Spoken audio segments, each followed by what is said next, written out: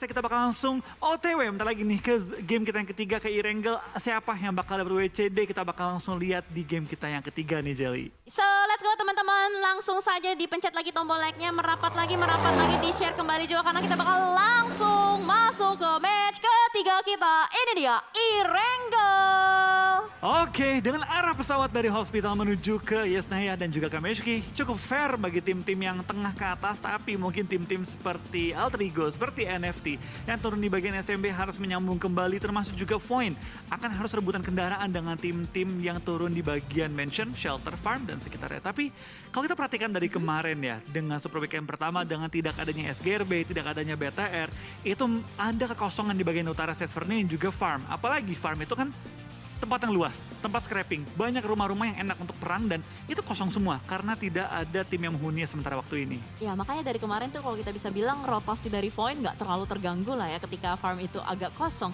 Dan mungkin dari sisi Severny kosong ditinggalkan oleh Skylight juga membuat rotasi dari tim utara itu jauh lebih leluasa kalau kita bandingin sama tadi game pertama. Ketika sampai di late circle, tim yang masuk dari utara itu adalah tim yang memang drop zone-nya seperti Aura, Bonafide, dari Rozok, dari Georgopol, itu yang membuat mereka dengan sangat mudah masuk karena berkurangnya satu tim itu membuat ada sedikit jarak ketika melakukan rotasi. Betul. Dan gue suka banget sih dari permainan Super Weekend ini, baik lagi gitu, PMPL Indonesia Season 4 adalah season yang tidak bisa ditebak sama sekali. Yep. Tim yang minggu pertama performanya down banget, minggu ini up banget dan ada juga tim-tim yang masih konsisten dari awal sampai hari ini juga. Tapi baik lagi gitu, itu yang gue suka tentang PUBG Mobile, semua tim punya chance yang sama untuk kembali memuncaki klasmen. Betul sekali. Bahkan kalau misalkan tadi lu sempat bahas Alter Ego bakal ngambil military base, tapi kan memang seperti biasa, Alter Ego Limax ini punya dua plan. Dia selalu ngambil Stalber, Kameshki dan Oke, ini yang gue mau sebut tadi. Ternyata yang kita bilang Severny kosong, ada dua tim dengan pikiran yang sama, itu NFT dan juga tim SUBG, di mana kita bakal lihat ini drone dilengkapi dengan UMP, sudah maju ke depan juga mencari targetnya itu Zai, yang sudah memegang sebuah shotgun di dalam area rumah. One on one situation, kali ini dari drone gak mau terlalu dekat area dengan seorang Zai, karena tembakan shotgun dia tahu di jarak dekat langsung one shoot, one knock ke arah lawannya, tanpa ke drone gak sendiri. Dia sudah di backup juga oleh seorang Ramones kali ini yang sudah bersiap untuk menghantam seorang Zai yang terisolasi dari member-member lainnya. Waduh, terisolasi ya, terpisah begitu jauh Zai antara kawan-kawannya yang lain dan ini bakal sulit sih untuk Zai bisa di backup begitu saja karena player-player dari NFT langsung memburu seorang Zai, dikejar begitu saja dan Zai masih berusaha untuk keluar dari tempat maut ini. Drone sudah tahu posisi dari Zai, bakal langsung ditembakin begitu saja tapi Zai masih bisa melakukan free-hop dan ternyata terkena satu peluru membuat Zai harus tumbang, tidak punya vest sama sekali dan mungkin Supply Bank harus merelakan satu kawannya. Betul, tampaknya dari Supply Bank cukup jauh posisi dengan seorang Zai, setup mereka sedikit terlalu berjarak sehingga Zai tidak bisa di backup dengan jarak yang ada sementara waktu ini. So, kita bakal dari tim SUBG tampaknya Rosemary dan kawan-kawan harus kemungkinan besar merelakan satu member mereka, Zai, di lini depan, di mana NFT sudah menguasai mayoritas dari kota Severny, memaksa SUBG agak ke pinggiran kotanya, kendaraan nggak terlihat nih, nggak terlihat spawn dan nggak terlihat dalam jangkauan kedua tim ini. Ya, ini harusnya akan sedikit menyulitkan. Mungkin mereka harus melanjutkan rotasi ke shooting range. Karena kan biasanya kalau misalkan kita looting di Severny, lanjut ke shooting range. Bahkan kali ini kalau kita lihat dari Rosemary, dari kejauhan di bagian atap, mungkin akan menjadikan Zai sebagai informan dari Supply Bank. Mencari informasi kembali dari drone dan kawan-kawan. Tapi kayaknya dari NFT mungkin akan membiarkan Supply Bank Zai itu bleeding out sih. Yang gue agak kaget, sekarang dari tim SUBG, yang terpantau di minimap kita hanya 2 orang. Yang satu lagi kayaknya nge-split deh, kayaknya nggak menyangka bahwa ada tim NFT yang ikut mengambil daerah ini. Oke, mungkin ngambil ke shooting range ya, supaya bisa membagi lootingan dengan merata untuk 4 player. Jadi dari NFT pun berpikiran, wah jauh nih kalau misalkan gue harus ke Novo. Supply Bank juga mikir sama, gue jauh nih mesti ke Veripier.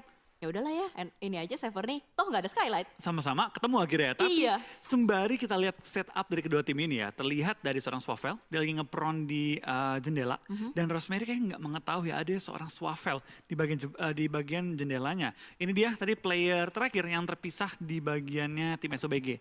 Sementara kita pindah dikit ke tim yang lagi on fire dari kemarin, tim Nero kali ini, dimana mereka mengisi kekosongan yang ada di Pochinki, pusat dari Erangel, dan mereka bisa dibilang cukup efektif memainkan kota ini dan baik lagi gitu ketika di Super Weekend ada tim yang ngisi dan efektif. Gue ngeri-ngerinya dia bakal coba tabrakan di weekday. Nah, mengingat mikirnya kayak, oh gue enak nih main di Pochinki, ngapain gue kasih lagi ya? Itu dia. Dewa United kayak dari kemarin berada di posisi drop zone yang ngeri-ngeri sedep gitu ya. Bahkan kayak kemarin kalau kita lihat inget-inget kembali di Sunhawk, mainannya direbut ya kan. Iya. Kali ini Pochinki baru gue tinggalin satu super weekend, udah ada Ngisi. yang ngisi. Mana itu adalah tim yang mengerikan. Jadi ada dua pertimbangan nih yang akan menyulitkan nantinya ketika di weekday sepertinya sudah dibahas Flo tadi. Dan itu yang akan menjadi warna dan tontonan kita. Itu yang kita tunggu-tunggu juga buat nanti tontonan di weekday. Bahkan kali ini kalau dari Takae bakal dengan cukup aman dan nyaman ngambil di bagian mention. Sejauh mata memandang Takae masih menggunakan strategi yang fokus ke arah rotasi untuk sepanjang super weekend ini. Nggak terlalu tergesa-gesa seperti Takae pada umumnya. Karena Takae itu kayaknya dia punya dua tipe permainan deh. Kalau lagi weekday itu dia tabrak. Kalau dari super weekend dia tuh benar-benar cuma fokus rotasi gitu. Nah, gue setuju dengan Jelly kali ini karena baik lagi Takae, kita melihat dia ada kadang dia mainnya agresif banget, ada juga kadang dia main santai, rotasi, main aman, fokus placement dan baik lagi gitu. Namanya tim itu pasti perlu option A, option B untuk gameplay dan Takae mungkin salah satu tim yang punya option A B-nya ini lumayan ekstrim. Yes. Dari yang agresif banget jadi tim yang defensif banget. Tapi ya baik lagi, semua itu nggak masalah selama efektif. Selama efektif dan player-playernya mampu mengikuti gameplay tersebut. Sementara kalau kita lihat juga dari Bonafide yang sudah meninggalkan Rozok. Ini cepet banget loh, mereka langsung meninggalkan Rozok di detik ke-6. Mungkin dari detik ke-5, menit. Mungkin dari menit ke-5 mereka sudah meninggalkan Rozok. Dan mereka sudah mencari-cari kembali untuk checkpoint berikutnya. Bahkan Void benar-benar santai banget.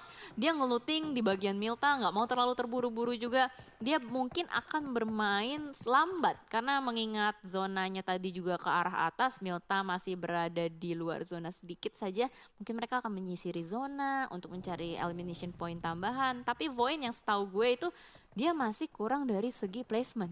Betul, Void itu agresif banget, tapi dari segi placement itu mereka masih butuh ngejar lagi dan itu juga ngefek ke arah overall point mereka. Tapi ya baik lagi, minggu ini masih cukup panjang, masih ada 3 game hari ini, masih ada 5 game juga besok. Gue rasa semua tim yang lagi bertanding kali ini ya untuk tim yang sudah di atas gak boleh cepat puas, untuk tim yang masih di bawah juga masih ada waktu untuk mereka lakukan adaptasi dan maksimalkan minggu ini.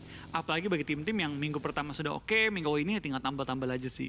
Tapi baik lagi untuk beberapa tim seperti Maruzama, hari ini mereka mulai dengan cukup baik, dengan dapetin poin yang cukup tinggi. Betul. Meskipun kemarin memang mereka poinnya lacking banget.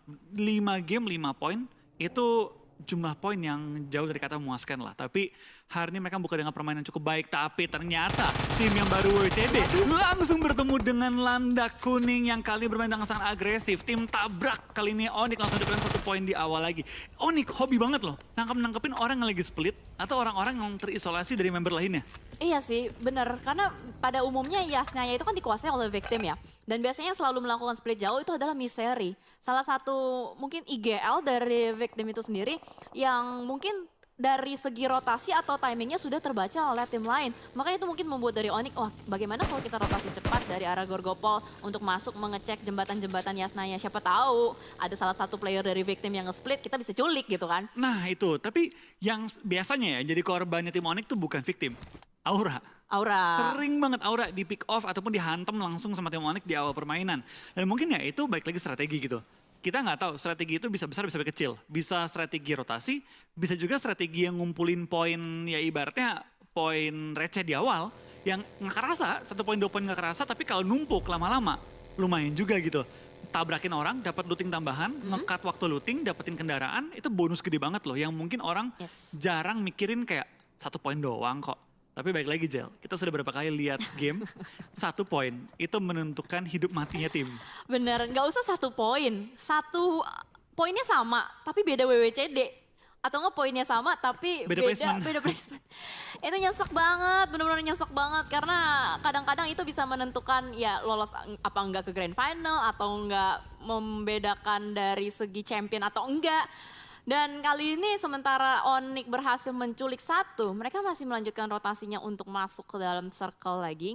Dan kali ini tim banyak sekali yang sudah berlomba-lomba untuk mengamankan posisi di bagian atas atau bagian utara. Supply Bank yang sudah harus kehilangan Zai juga kali ini dari Bilot masih mencari kembali lokasi-lokasi yang cukup nyaman. Gila ini banyak banget sih yang mulai bergerak secara bersamaan. Itu di atas mereka ada Alter Ego. Lagi-lagi tim dari utara yang masih berusaha untuk melebarkan area mereka, mencari mangsa ke sana kemari. Nux juga demikian harus bertemu dengan Void. Betul, tapi sembari kita bakal lihat dari tim BFD sudah melakukan setup, kali ini dari tim Alter Ego juga sudah melakukan setup, dan tampaknya tim-tim yang turun di tengah punya bisa dibilang advantage yang cukup enak. Ini BFD, ada juga tim Void yang langsung menuju ke arah tengah lapangan. Dan baik lagi, ketika nge-split gini resikonya satu, kalau ke pick off, PR banget tuh nge-revive. Dan kalau udah nge-revive, kadang kalau kita ngebuang vision, atau kayak nutup vision kita, bisa ditabrak juga oleh tim-tim yang pede banget. Ya, mancing lah ya. Mancing buat beberapa tim yang mainnya agresif biasanya, yang hobinya tuh tabrak-tabrak untuk di early fight.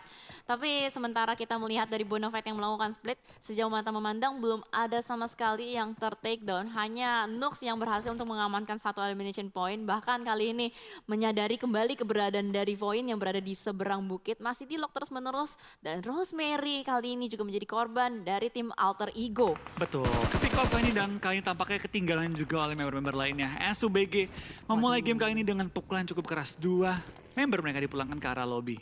2 member dipulangkan ke arah lobby. Ini bakal menyulitkan mereka sih karena kepincangannya itu udah mulai berasa banget. Bahkan belum masuk ke zona ketiga mereka hanya tersisa 2 member saja. Sementara itu di sisi lain dari Void dan Bonafide saling memantau aja.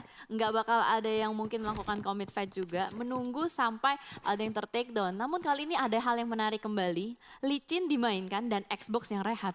Oke, ini poin yang penting juga karena kita tahu Lee Chin ya, dia pemain yang tajam banget, dia pemain yang positioningnya rapih banget, dan menurut gua ketika Void dapat posisi yang enak, let's say kayak dapat rumah di tengah open field, Lee Chin menjadi salah satu pemain di PMPL yang paling mengerikan dari posisi defensif. Iya, dia tuh bisa banget gitu loh ngejaga backline-nya dari temen-temennya gitu kan ya.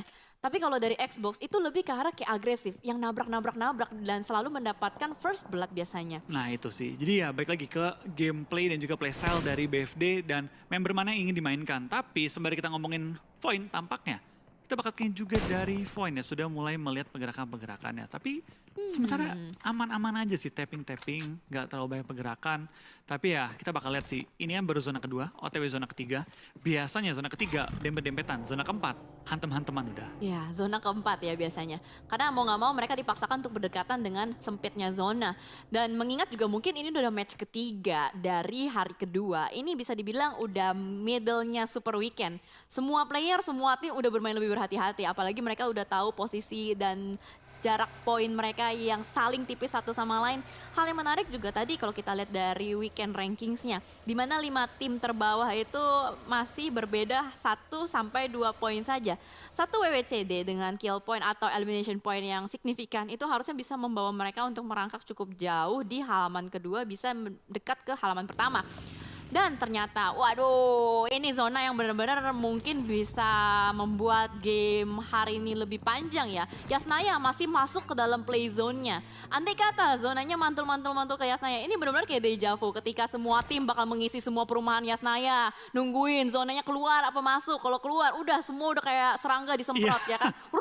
Lari-lari smoke semuanya di mana-mana. Lihat tuh, baru muncul aja zonanya. Semua tim langsung mengambil ancang-ancang, masuk ke area Yasnaya atau mengambil perbukitan dari Yasnaya. Dan bahkan 2 tim langsung bertubuhkan lagi antara Boom dan juga tim Alter Ego. Tanpa Kepot itu mendapatkan 1 korban pertama kali ini, di mana dari seorang Fokker di take down dipulangkan ke arah lobby, membuat keunggulan 4 lawan 3 untuk tim Alter Ego.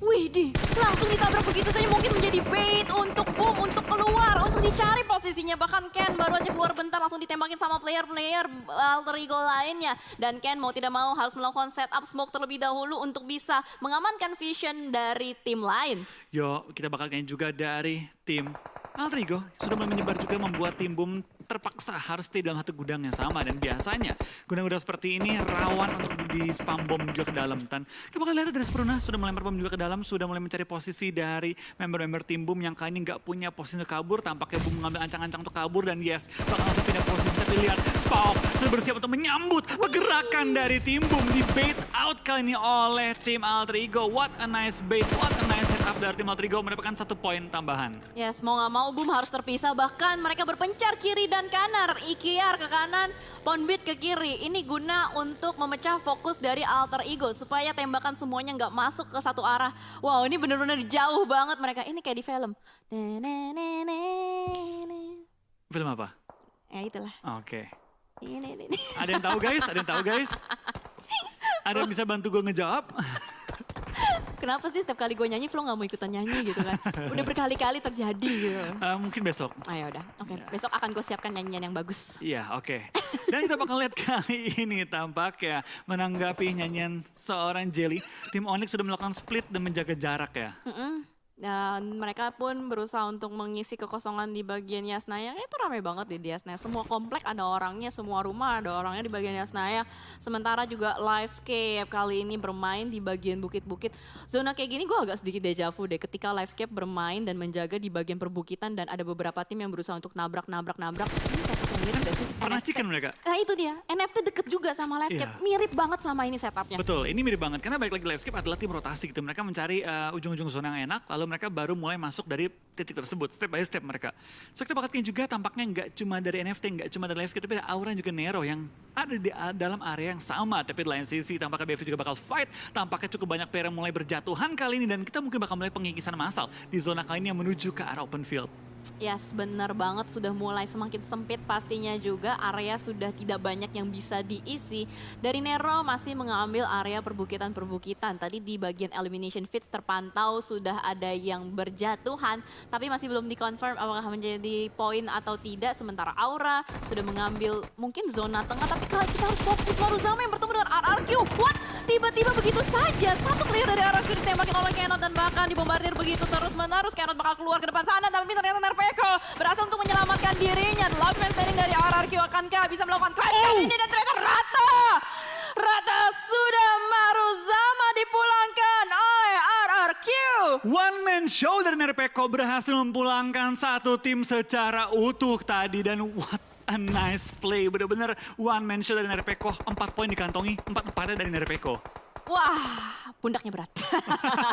Canda pundak. Oke, kita bakal lanjut lagi ke sisi yang lain. Kayaknya mulai berpecah belah ya. Sudah mulai banyak sekali pertikaian-pertikaian, pergesekan-pergesekan juga perebutan area demi area sudah mulai timbul. Dan boom, yang terpisah begitu jauh. Mungkin harus merelakan seorang Poundbeat yang tertangkap di belakang sana. Tapi ternyata Ikiar, dia putar balik. Sepertinya ada usaha penyelamatan dari Ikiar terhadap Poundbeat. Betul, kita bakal lihat juga dari Nero dan juga Aura melakukan stand off depan-depanan saling nahan, tapi Aura terkena dari jarak jauh juga. Ada peluru-peluru yang connect ke arah mereka, mundurin kendaraan dan mungkin bakal coba nutupi angle lagi karena tadi sempat ketembak sama seorang Keshi dari bagian lower ground. Kenapa harus mundur? Kenapa nggak putar balik terus ngegas ke depan? Kan lambat ya kalau mundur ya. Nggak tahu deh. Nggak tahu. Gue gemes banget, pelan banget, slow-mo banget. Tapi ternyata di sisi lain juga ada fight yang berlanjut. Alter Ego Potato kali ini tertangkap kentangnya. Bahkan poin pun harus pulang dengan cepat di game kali ini. Fight masih berlanjut juga. Takai nampaknya berusaha untuk membersihkan player-player dari Alter Ego. Tapi ternyata ada follow up dari Super Una dan kawan-kawan. Sudah berusaha untuk menaiki bukit yang cukup tinggi. Tapi dari Aura yang masih menjaga bagian pergudangan ini sudah mulai fokus juga dengan keberadaan Nero di belakang sana. Betul, kita bakal lihat juga tampaknya banyak banget tim yang sudah mulai terkikis jumlah anggota mereka. Bahkan kita bakal lihat dari tim Nero, mereka dalam posisi cukup sulit, terjepit oleh 2 tim. Di belakang mereka juga masih ada tim victim yang mungkin bisa nembak ke arah mereka. Tapi dari tim Nero masih ada cover-cover kendaraan juga bebatuan yang bisa menyelamatkan mereka untuk sementara waktu ini. Ya, bahkan mereka semua masih berada di dalam zona, jadi harusnya nggak perlu terburu-buru juga untuk Nero segera berpindah. Dan mungkin yang akan berbahaya adalah keberadaan zone yang tiba-tiba nyempil di antara Nero dan Aura. Iya, kita bakal lihat juga tampaknya dari Nero bakal maju ke depan, kembali menyatukan firepower mereka untuk coba clash dengan tim Aura. Tapi sembari mereka lagi setup, di bawah mereka juga ada tim zone, di atas mereka ada tim NFT. Ini udah masuk ke jebakan cukup banyak tim sekaligus dalam satu area yang sama. Ya, betul. Bahkan kalau kita lihat dari map, Oni Keshi pelan-pelan mendekat juga ke zone. Wow, ini ramai banget sih di arah jam 10 dan 11 ini. Benar-benar berdekatan satu sama lain. Bahkan dari Miliano pun nampaknya sudah mulai mengspot keberadaan satu player di belakang sana, di belakang Poon. Dan juga Genesis Dogma bertemu kembali dengan Supply Bank. Takai bergesekan kembali dengan RRQ di sisi yang lain. Namun semua player berusaha untuk nahan pinggiran zona. Mereka semua mau nunggu timing yang tepat untuk keluar dan berpindah tempat. Betul, tapi kita bakal lihat juga dari banyak tim langsung berkumpul dan tampaknya zona pindah ke arah kanan, menuju ke arah Alter Ego. Ini bener-bener satu zona yang harusnya bisa dijaga oleh tim Alter Ego selama nggak bocor defense mereka menghadapi Banyak tim sih, itu banyak banget. Ini pada ngincer mereka sih pasti. Itu ada rumah ya kan, ada gudang-gudang, ada pokoknya enak banget ya posisi dari Alter Ego dan kita akan lihat seperti apa kontrol dari zona Alter Ego. Namun di sisi lain Victim dengan kawan-kawan yang melakukan lead rotation, super lead rotation. Nampaknya harus tertahan juga, bahkan Mort masih berkamuflase di dalam asap dan sepertinya dari keras gak tahu posisi dari Mort itu dia, Mort di sebelah dia. Berdekatan sekali tapi Mort masih bisa dengan sangat sabar tahan tembakannya, namun Hades sudah mulai ke atas batu seperti Lion King di atas sana, tapi Mort pun hanya bisa bergeser. Hades sama sekali tidak sadar, tapi Mort sudah mulai bangkit dan itu dia ciluk bawa wow dan ternyata body system dari Takai mampu memulangkan RRQ. Betul, kita bakal lihat tampak kata yang nggak begitu saja bisa dilepaskan karena dari tim GD juga mencari angle yang mereka bisa masuk ke dalam area circle-nya. Dari Debot akhirnya meninggalkan seorang Booms yang tertinggal di belakang dan sekarang masuk ke pinggir-pinggir dari zonanya. Tampaknya dengan cukup cepat, cukup banyak tim yang harus dipulangkan dalam satu saat yang sama. 11 tim tersisa, 37 masih live dan kita bakal kali ini tim-tim yang sudah mendapatkan zona terlebih dahulu sangat enak melihat tim-tim lain harus bergerak di open field. Yes, ternyata Zone juga masih berebutan area dan ternyata Aura berhasil untuk menahan Zone yang harus dipulangkan di posisi ke-11 tanpa membawa pulang elimination point. Yap, 10 tim tersisa, 33 masih live. Tampaknya kita bakal lihat dari beberapa tim seperti tim Alter Ego, NFT masih bertahan di posisi yang sama, tidak terlalu banyak bergerak. Tapi yang PR banget sekarang adalah tim Onyx dan juga tim Aura karena mereka ada di lower ground, dua tim yang sudah set up terlebih dahulu. Yes, dan bahkan Aura harus menghadapi NFT terlebih dahulu. Ada Svavel yang diutus di depan sana untuk menahan pergerakan dari tim lain. Ternyata Svavel harus ter-take down begitu saja. Masih ada 3 player NFT lainnya yang berada di bagian bibir zona. Namun hati-hati untuk NFT juga, mereka harus berhadapan dengan Alter Ego. Iya, kita bakal juga dari tim Onyx tampaknya masih cukup kuat untuk menghadapi tim BFD yang tepat di bawah mereka. Lemparan bom melontarkan ke arah bagian bawah, tapi tampaknya belum bisa mengenai targetnya dari tim BFD. Kena nyicil, tapi nggak sampai ada yang knock ataupun ke end. Tapi di lain sisi kita bakal lihat dari sana Hans for You sudah berhasil untuk revive. Lemparan bom kedua dilontarkan ke bagian bawah. Apakah bakal mengenai targetnya? Tampaknya belum menumbangkan targetnya lagi. Yes, dan 2 player dari Bonafide sudah mulai menggunakan vehicle-nya untuk langsung maju ke depan. Tapi ternyata Hans for You harus terculik begitu saja. Dan di sisi lain, Aura nampaknya berhasil untuk memporak-porandakan defensif dari NFT. Namun kali ini Keshi punya tugas yang cukup berat untuk menahan player-player dari Bonafide bergeser kembali. Kali ini Flippy masih bertahan, last man standing. Harus rata begitu saja. Aura berhasil meretake area pinggiran zona. Yap, tampaknya dari tim Aura harus coba untuk fight kembali. Jaden lumayan low, apakah sudah berhasil di-revive? Karena Chisholm sedang ditugaskan untuk menjaga bagian depan di lain sisi. Dari tim-tim yang di pinggir zona, cukup banyak kemudian berjatuhan. Bahkan dari Nero sekarang cukup terpukul. Tinggal menyisakan 3 member. BFD bahkan dipulangkan ke arah lobby. Onyx masih utuh dengan 4 anggota mereka. Dan menjadi satu dari 2 tim yang masih utuh kali ini. Waduh, Onyx nampaknya akan berusaha untuk berebutan area ini. Dan itu adalah terobos yang begitu nekat dari seorang Raffi. Dan ter-take down begitu saja mungkin akan menjadi bait dari tim Onyx. Tapi dari Keshi sudah mulai menggunakan UMP-nya, bakal maju ke depan sana melihat kembali ada keras. Tapi ada Takai Kean di depan sana pun tertangkap oleh Powerpunk. Dan Takai harus pulang. Dipulangkan oleh Onyx. Yap, tampaknya Onyx berhasil mengantongi jumlah poin eliminasi yang konsisten 8 poin sementara waktu ini. Jumlah poin eliminasi tertinggi kedua di game kali ini sementara waktu. Tapi kalau kita sekarang juga dengan Aura, dengan LVS, yang masih lengkap anggota mereka. Mereka bisa melakukan play dengan mengorbankan ataupun trading player kali ini ya. Tapi kita bakal lihat dari tim Aura tampaknya mereka masih cukup pede untuk mengisi pinggiran circle dan tepat di bawahnya tim Onyx kali ini. Wah, ini gokil sih. Onyx langsung ngambil area tengahnya. Mereka ngelebar. Dan ini benar-benar nekat banget. Lihat, Nick ngambil atas, lalu ada Keshi yang ngambil bawah. 1-2-1 setup dari Onyx. Lagi-lagi dilakukan, namun kali ini dari Chisun dengan teman-teman Aura lainnya mungkin akan berusaha untuk mengambil dan menyusup pelan-pelan circle dari bagian Onyx. Lemparan granat pertama untuk memastikan tidak ada orang di depan. Tapi Keshi turun kembali, harus menjaga posisinya. Dan itu dia bala bantuan sudah datang. Powerpunk is here, berusaha untuk melakukan backup terhadap Keshi. Langsung saja dibombardir terus-menerus, granat demi granat red zone buatan terjadi di sini. Betul, tapi sembari mereka lagi fight di belakang ada live skip yang lagi menunggu.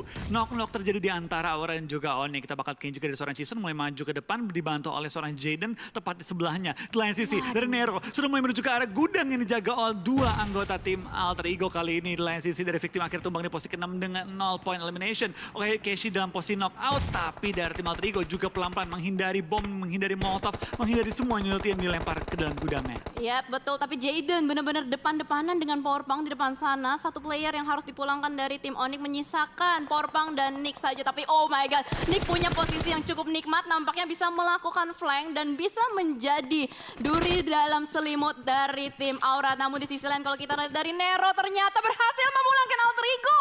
Ya, mereka berhasil men-take over Wah, bagian area gokil. gudang dan lagi-lagi Nero menunjukkan permainan konsisten. Masuk ke top 4 minimal 10 poin dikantongi oleh tim Nero dalam upaya menjauhkan diri mereka dengan kompetitor lain yang di bawah overall ranking mereka. Betul, meningkatkan kembali poin-poin mereka pastinya juga nggak mau disusul dari segi poin. Namun kali ini kalau kita lihat enak banget dari Livescape. Dia tinggal nungguin aja tim lain bonyok-bonyokan bakal masuk ke perangkap dari Livescape. Namun cukup menarik dari Aura, mereka melakukan split positioning dari Jaxi dengan No Mercy diutus di paling depan. Tapi Nick membuat sebuah perangkap granat dilembakkan dan ternyata Jaxi harus tertakedown terlebih dahulu. Backup sedikit terlambat untuk maju dan kali ini Nick menguasai area. Wow, what a nice shot dari seorang Nick sebagai last man standing dari Onyx. Betul, dan tampaknya perangkap yang mengenai juga seorang No Mercy dan ke knockout kali ini dari tim Aura. Tapi Livescape berhasil mengambil keuntungan terbesar dengan hanya langsung men-take down seorang No Mercy. Dari Aura tinggal 2, dari Nero masih ada 3 member dan juga menyebar dengan area yang cukup luas. Livescape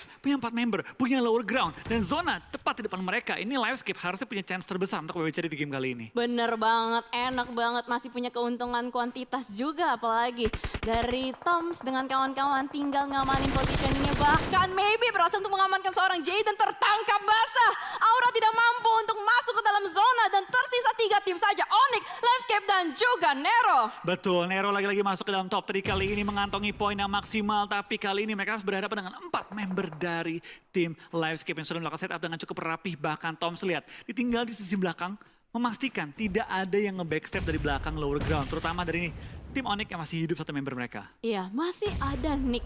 Wah, ini gokil sih. Nick, the last man standing tadi benar-benar what a gameplay yang dikasih unjuk sama Nick.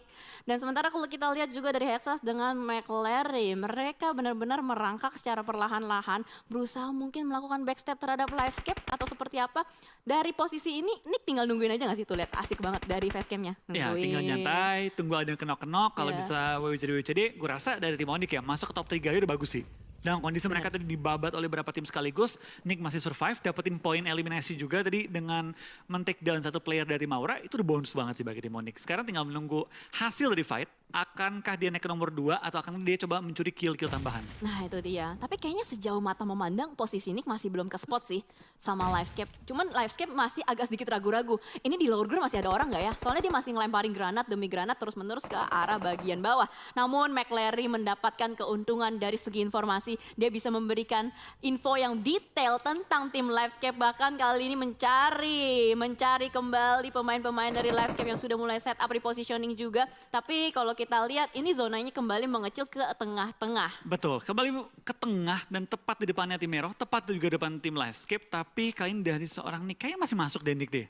Di lower ground itu kan? Di lower ground masih masuk nyelip dia, tapi lihat Hexas pelan-pelan sudah melakukan proning, sudah mencari informasi, sudah mencari juga angle shoot yang bisa menumbangkan tim Livescape dari angle yang tidak diketahui. McLary keluar dari area pertahanannya memberikan covering fire juga terhadap seorang Toms yang mulai nge-flank mengambil lower ground dan tepat di depan seorang Nick kali ini. Apakah Nick bakal menang? Yes! Nick dapetin 1 poin tambahan sekaligus bisa menggagalkan flanking position dari seorang Toms. Ya betul sekali, ini gokil banget. Nick sebagai the last man standing mampu mendapatkan extra elimination point. Bahkan kali ini Rancid bergerak dalam bayangan di belakang sana, berhasil untuk mencicil damage HP dari seorang Kato dan masih bisa melakukan healing terlebih dahulu. Namun informasi sudah mulai masuk juga. Mereka mengetahui posisi dari tim Nero mengambil bagian lower ground dari Audrey dan kawan-kawan. Tapi ternyata McLaren tidak mau menyanyiakan momentum ini. Berusaha untuk nge-push dulu area Kato. Tapi Hexas di sisi lain punya tugas yang cukup berat juga. Tapi ternyata sayang sekali McLaren harus tertangkap basah di depan sana. Dan Hexas masih low banget darahnya. Masih berusaha untuk melakukan healing terlebih dahulu. Namun ternyata masih ada Maybe juga yang mungkin akan melakukan usaha revive. Oh, tapi Kato tertangkap kali ini menyisakan Maybe seorang diri. Dan itu dia